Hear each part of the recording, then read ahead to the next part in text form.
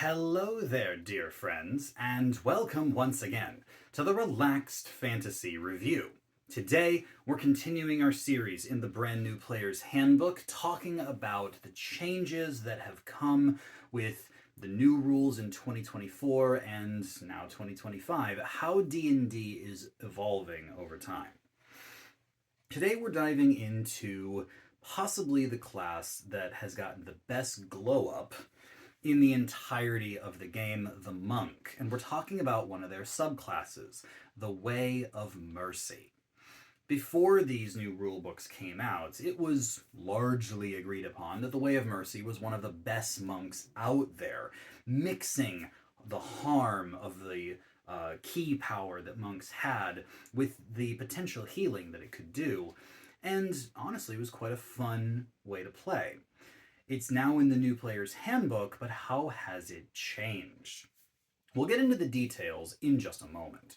Before we do, though, I'd like to let you know, Relaxed Fantasy Review has memberships. For just $1 a month, you can support me here on YouTube and get a couple benefits.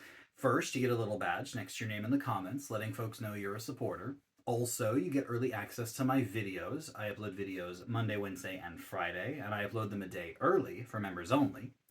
And finally, you get access to the VIP room in my community Discord. Anyone can join the Discord for free, but members get a special VIP room where they can talk directly to me about D&D, the channel, anything they want, really. If any of that interests you, you can click the join button. It's just down there next to the subscribe button. And if it doesn't interest you, that's fine too. Just hanging out in the Discord, commenting, liking the video, subscribing, all that stuff that costs nothing is a wonderful way to support me. So thank you for watching my content here on YouTube. So, the Way of Mercy. Let's start at level 3. All classes get their subclasses at level 3. And the very first thing you get is Hand of Harm. Once per turn, when you hit a creature with an unarmed strike and deal damage, you can use one of your focus points, and you can deal extra necrotic damage equal to a roll of your martial arts die plus your wisdom modifier. Now notice, this doesn't specify attack action or the bonus action unarmed strike. It can be any of your attacks once per turn. Now it does cost a focus point, and you only have a few of those. But the damage is not too bad. At this level, your martial arts die is a d6. If you are boosting up your wisdom next to your dexterity, you very well could have a +3 in that at this level, meaning that you're dealing an extra 5 or 6 damage to these enemies. Actually, it'd be 6 or 7 on average. 6.5, whatever. The point is that you're using your focus to effectively do a mini smite on a creature when you hit them. And necrotic damage is decent damage.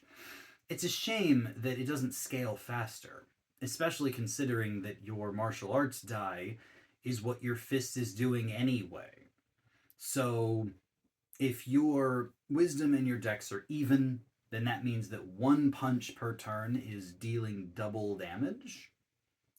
That's good, I guess, but it also goes against Flurry of Blows because they're both competing for your focus points. And if you were to use this in addition to Flurry of Blows, that's 2 out of the 3 that you've got for the whole fight. So for a Nova build that wants to just burst an enemy down, that's all well and good. But honestly, I think that this is just, it's too expensive. I know you can't charge it less than a focus point, but I'm not sure why does it have to have the limit of once per turn and the focus point? It feels like they gave this thing the Divine Smite treatment. I don't know. I'm giving it a 7 out of 10. I think that it's a nice damage boost in a burst down situation, but I wouldn't be using this most of the time. Thankfully, you get another thing here, Hand of Healing. As a magic action, you can expend a focus point and touch a creature, restoring a number of hit points equal to your martial arts die plus your wisdom modifier. So once again, this is a heal. It does take an action to use and a focus point. Except, when you use Flurry of Blows, you can replace one of the unarmed strikes with this feature without using an extra focus point. You're going to be Flurry of Blowsing most of the time. I mean, I'm certainly, when I play a monk, I want to be doing it every other attack, at least. It's my main source of increasing my damage. And being able to just casually, you hit with your attack, you bonus action punch twice, but you only punch once, and instead you just pass off a bit of healing to an unconscious ally nearby. This becomes even better when you realize that, if you are willing to use your action to do this, you can bonus action disengage with Step of the Wind, or is that Patient Defense? Either way, you get to bonus action disengage and run over to an ally and use your action to heal them. I mean, I think that this is a phenomenal feature on a class that doesn't normally get healing. You don't get magic as a monk. And yeah, this is a really, really good way to buff up the party. The best part is that you can even do this on yourself. So if you're about to take a short rest and you're hurting for hit points, just use a bunch of actions, heal yourself back up with your focus, take your short rest, you get it all back. It's great. I think that this is absolutely 10 out of 10, both for the way that it works into action economy, the way that it doesn't demand your focus the way Hand of Harm always does, and the fact that it can be used to self-heal when short rests are ready. I think it's 10 out of 10. Next, at level 3, yeah, we're still talking about level 3, you get Implements of Mercy. You gain proficiency in 2 more skills, Insight and Medicine, and proficiency with the Herbalism Kit. I used to think the Herbalism Kit was a very niche pick, but now, in the official rules, it says that you can use the Herbalism Kit to craft healing potions, so I like it way more. I also like that Insight and Medicine are both wisdom-based skills, and the monks are wisdom-based classes, so these are probably going to be very useful skills for you. I think that this rounds out the monk. Their out-of-combat utility, their skill proficiencies, 10 out of 10. Really, I'm very happy with this. Now, at level 6, things start to get upgraded. Your Hand of Harm. When you successfully use Hand of Harm on a creature, you also give that creature the poisoned condition. And there is no save for this. All you have to do is hit a creature with your fist and use your focus point to do the extra damage, and they're poisoned. The poisoned condition is a brutal condition. The fact that they then have disadvantage on their attacks and their ability checks means that you are going to be much safer on the front lines. Monks usually have a hard time on the front lines. Their deflect attacks has improved their toughness for sure, but you're still going to take a stray hit or two. By giving the creature you're fighting disadvantage on their attacks, without needing to use the dodge action, now you are just making things much, much easier on yourself.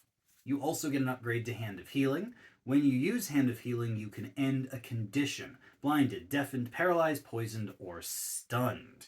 This, interestingly enough, not only mimics the Lesser Restoration spell, which, nice, now you have Lesser Restoration with your monk, but also it makes the monk a great anti-monk monk. Most of the time, by this level, monks want to be using their Stunning Strike to stun creatures, and if you find yourself facing other monks randomly, and they stun your party members, now you can unstun them with your Hand of Healing. I think this is truly incredible. I love this feature, and I think it's worth another 10 out of 10. Because, yeah, your Hand of Harm needed that boost in its utility. The poison condition, with no save, by the way, is a really, really powerful thing to just dish out. Level 11, you get Flurry of Healing and Harm. When you use Flurry of Blows, you can replace each of the unarmed strikes with a Hand of Healing without using focus points. Remember that at this level, you have 3 attacks with your Flurry of Blows. This means that for a single focus point, you are handling out 3 rolls of your martial arts die and 3 times your wisdom modifier in healing with a bonus action, if you want to. Of course, you can replace any of the attacks, so you could just do this once and still punch twice extra. But that is a lot of healing. That is a lot of healing for your bonus action and 1 focus point. In addition, when you make an unarmed strike with Flurry of Blows and deal damage, you can use your Hand of Harm with that strike without using your focus point. So now you can Hand of Harm for free. Thank goodness. We've spent 10 levels having to burn our focus points on dealing the extra damage and the poison condition. Worth it, but still rough. Now you just get to do it once per turn for free as long as you're using Flurry of Blows. So for one focus point, you're attacking twice with your action, one focus point, you get to hit a creature with Hand of Harm and use Hand of Healing, and then either hit one more time or Hand of Healing again. We're doing real good. The problem is that you can only use these benefits a total number of times equal to your Wisdom modifier per long rest. So, basically you get to buff up your Flurry of Blows like this a few times per day. By this point, if I were a Mercy Monk, I would prioritize my Wisdom as opposed to my Dex. And so you're doing it 5 times a day, maybe? That's good. Please don't get me wrong. That's a lot of healing and a good amount of damage that you're getting for free. And once you run out of these free uses, you go back to using your focus points like you were before, and only getting 1 extra heal on Flurry of Blows instead of potentially all of them. I think this is a nice buff. Please don't get me wrong. I just think it's a shame that they limited it to Wisdom modifier times per day. Maybe it would be too broken if they just gave the monk free poison all the time and way more healing than anyone can keep up with. I don't know. I think this is 9 out of 10. I think this is good. I think it's just a shame that they nerfed it to Wisdom modifier times per long rest. I could have accepted short rest. Wisdom modifier times per short rest. Because then, if you can't get your short rest in, you're conserving your focus points better. So 9 out of 10. Finally, level 17, you get the Hand of Ultimate Mercy. As a magic action, you can touch a creature that has been dead for no more than 24 hours, so they have to have died in the past day, and expend 5 focus points. They are returned to life with a number of hit points equal to 4d10 plus your Wisdom modifier, so that's if you have to do this in combat, that's a fair amount of hit points for a person who's just been dead. And you can undo blinded, deafened, paralyzed, poisoned, or stunned if they died with those conditions. I'm not sure if that's how that's supposed to work, because I don't remember a creature. I thought if they died, they lost those conditions, but I guess not. Anyway, you can do this once per long rest. By this level, clerics can cast True Resurrection. You've had Revivify in the party since level 5 if you've had a cleric, or maybe level 9 if you had a paladin. So this isn't,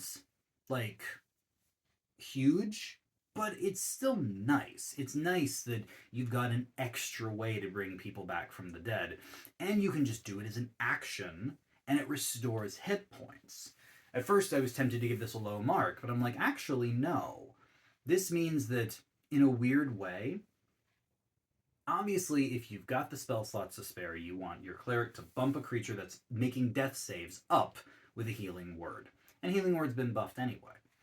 But, in a weird tactical way, it can actually be okay to let the creature just roll their death saves, and if they do die, the monk runs over as an action, uses their focus, and now the creature is actually got more hit points than if they had been bumped up with Healing Word, unless it was upcast to a really high level. There are other spells you have at level 17.